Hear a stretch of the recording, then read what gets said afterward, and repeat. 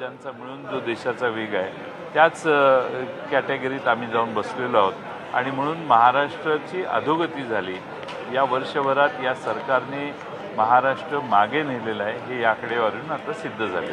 आज साहेब देशाचा आणि राज्याचा एक सरकार तोच म्हणतोय ना, GDP पण समान झालं आहे.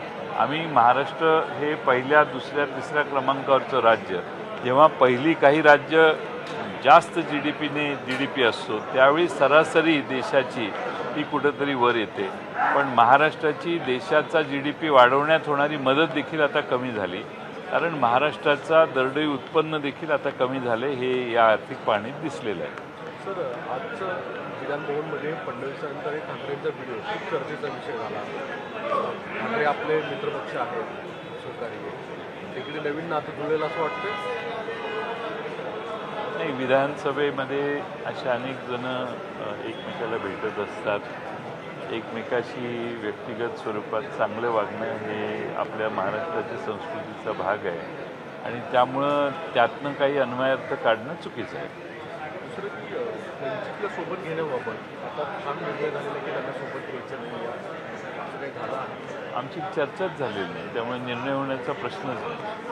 आम्हाला महाराष्ट्रात जे बरोबर येतील त्या सर्वांना बरोबर घेऊन जाण्याची मानसिकता आहे, पण बरोबर येतो म्हणून ऐनवेळी बाजूला जाणं हे यावेळी होऊ नये कोणाच्या बाबतीत, अशी आमची अपेक्षा आहे. सर, एकीकडे संजय राऊत म्हणतात की चेहऱ्याविना महाविकास आघाडी निवडणूक लढणार, दुसरीकडे उद्धव ठाकरे म्हणतात की चेहऱ्यासोबत आपण निवडणूक लढणार आहे. नेमकं कॉन्ट्रोवर्सी त्या दोन्ही एकाच पक्षामध्ये पाहायला मिळतं महाविकास आघाडीत. आम्ही महाविकास आघाडीचे सगळे एकत्रित बसू, त्यावेळी त्याची चर्चा करू. आम्ही 25 तारखेला बसणार होतो, दुर्दैवाने काँग्रेस पक्षाची दिल्लीत मिटिंग असल्यामुळे दुर्दैवाने ती मिटिंग पुढे गेली, त्यामुळे लवकरच त्या बाबतीत सगळ्या गोष्टी होतील.